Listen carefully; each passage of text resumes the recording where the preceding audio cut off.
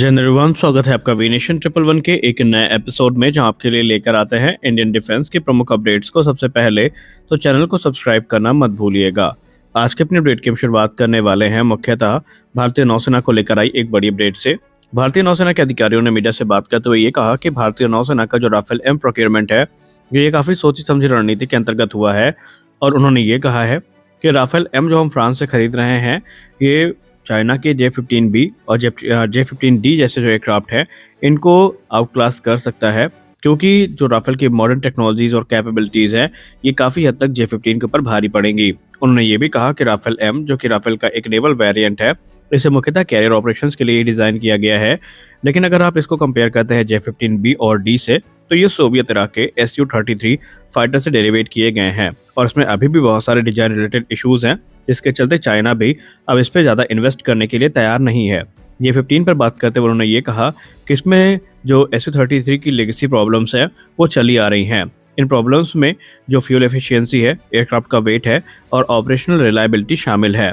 और भारतीय नौसेना के अधिकारियों ने यह भी कहा कि मामले की गंभीरता का अंदाजा इसी से लगाया जा सकता है कि अब चाइना भी इस पूरे प्रोग्राम में फंड करने के लिए ज़्यादा इच्छुक नहीं है और वो J-35 पर स्विच करने की तैयारी कर रहा है। इनफैक्ट उन्होंने ये भी कहा कि भारतीय नौसेना का डिसीजन भी जो था Su-33 की जगह पर MiG-29K को सेलेक्ट करने का, वो इन्हीं दिक्कतों की वजह से था। और खुद रशियन नेवी भी अब MiG-29K पर स्विच कर रही है और उन्होंने काफ़ी हद तक जो Su-33 के ऑपरेशंस को रोक दिया है। तो यहाँ पर भारतीय नौसेना के पास एक क्लियर एज होगा राफेल के आने के बाद, क्योंकि राफेल में advance radar, electronic warfare system और दूसरे एडवांस कैपेबिलिटीज़ हैं जो भारतीय नौसेना के रिक्वायरमेंट को अच्छे से पूरा करते हैं। और ऐसे में ये कहना कि J-15D जैसे एयरक्राफ्ट भारतीय नौसेना के लिए एक सीरियस थ्रेट हो सकते हैं, ये फिलहाल पूर्णतः सत्य बात नहीं है। हाँ, इस चीज़ को भारतीय नौसेना एडमायर करती है कि चाइना ने नंबर्स काफ़ी ज़्यादा बना लिए हैं और नंबर्स की सिक्योरिटी उनके पास अभी भी मौजूद है।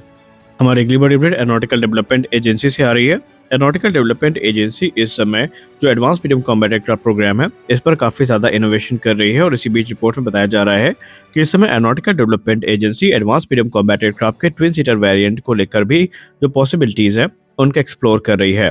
एम का जो कि एक 5.5 प्लस जनरेशन का एयरक्राफ्ट होने वाला है, ये मुख्यतः काफ़ी कैपेबल होगा। लेकिन इसमें अब जो ट्विन सीट कॉन्फ़िगरेशन है ये भी एरोनॉटिकल डेवलपमेंट एजेंसी के द्वारा कंसिडर किया जा रहा है।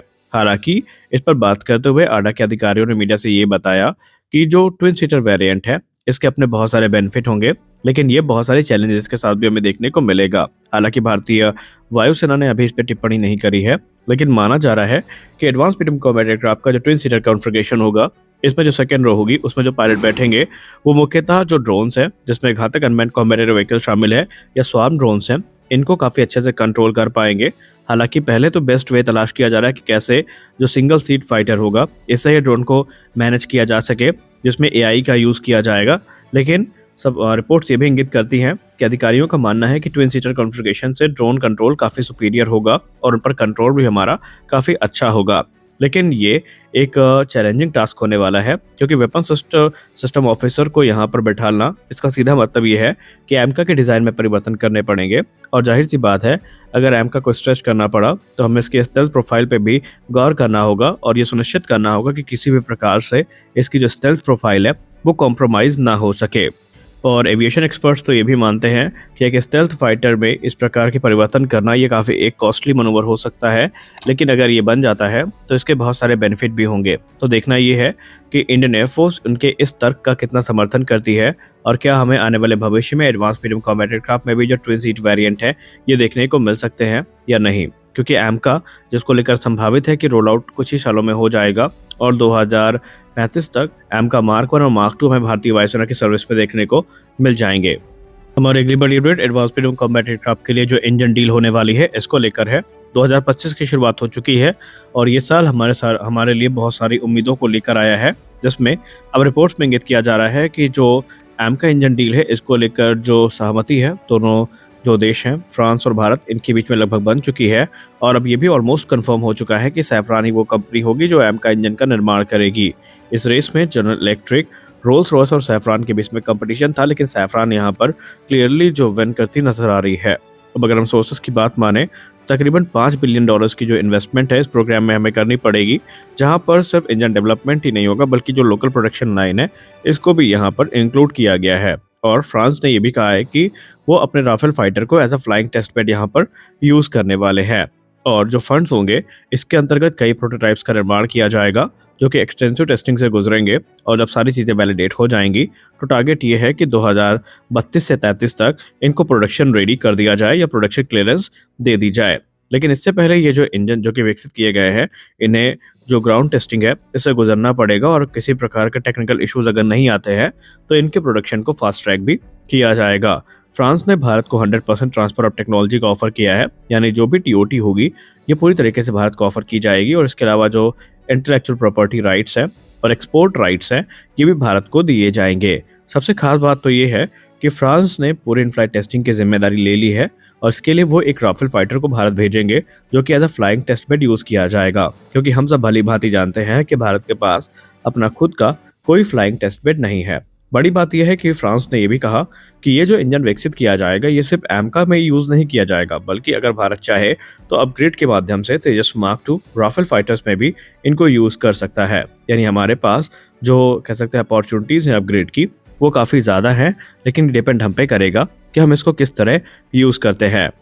जैसा कि आप सब जानते हैं कि एरो इंडिया अब हमसे सिर्फ 1 महीने की दूरी पर है और इसके पहले ही डीआरडीओ की तरफ से क्या क्या प्रदर्शित किए जाएंगे, इसको लेकर एक के बाद एक जो जानकारियां हैं वो सामने आती जा रही हैं। Defence research and development organisation के पवेलियन में आपको रडार सिस्टम से जुड़ी बहुत सारी इंपॉर्टेंट अपडेट्स देखने को मिलेगी। फॉर एग्जाम्पल, अगर हम रिपोर्ट्स की बात माने तो defence research and development organisation audience के सामने एरो इंडिया 2025 में जो उत्तम ऐसा रडार है, इसका स्केल मॉडल सामने रखेगा। और ये वो रडार सिस्टम होंगे जो कि तेजस मार्क 1A और तेजस मार्क 2 प्रोग्राम में यूज किए जाएंगे बेंगलुरु में। इसके अलावा और भी दूसरे जो सिस्टम है, ये डीआरडीओ के द्वारा प्रदर्शित किए जाने हैं। अब अगर हम उत्तम ऐसा रडार की बात करें तो ये रडार टेक्नोलॉजी में डीआरडीओ की एक बड़ी कामयाबी है, जो कि हमारे इंडिजिनस एयरक्राफ्ट जैसे कि तेजस हो गए और तेजस मार्क 2 हो गए, इनको बड़ी कैपेबिलिटी ऑफर करेंगे। इसको डीआरडीओ की electronic and radar development establishment, जिसको हम LRDE कहते हैं, उनके द्वारा विकसित किया गया है। डीआरडीओ ने इसको ऑलमोस्ट तैयार कर लिया है और ये superior air to air, air to ground और air to sea operational modes में ऑपरेट किया जा सकेगा। और इसमें multi target tracking, electronic counter measure जैसी जो फीचर्स है वो हमें देखने को मिलेंगे। इसके अलावा जो उत्तम ऐसा रडार है, आने वाले भविष्य में जो दूसरे फाइटर्स हैं उनमें भी इंटीग्रेट किया जा सकता है। कुछ रिपोर्ट्स तो ये भी इंगित करती हैं कि आने वाले भविष्य में MiG-29 और राफेल जैसे फाइटर्स में भी जो इनका इंटीग्रेशन है वो हो सकता है। हालांकि राफेल में ये होगा या नहीं होगा वो तो बात की बात है, लेकिन सुखोई 30 MKI को जो सुपर सुखोई अपग्रेड मिल रहा है, उसमें इसका एक स्केल अप वेरिएंट जरूर यूज किया जाएगा।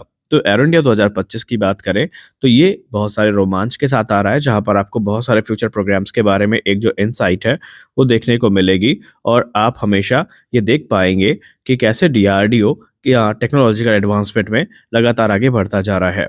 तो आज के इस वीडियो में बस इतना ही। आशा करते हैं ये वीडियो आपको अच्छी लगी होगी। वीडियो अच्छी लगी, वीडियो को लाइक करिए, नए हैं चैनल को सब्सक्राइब करिए। मिलते हैं अगले वीडियो में, तब तक के लिए जय हिंद।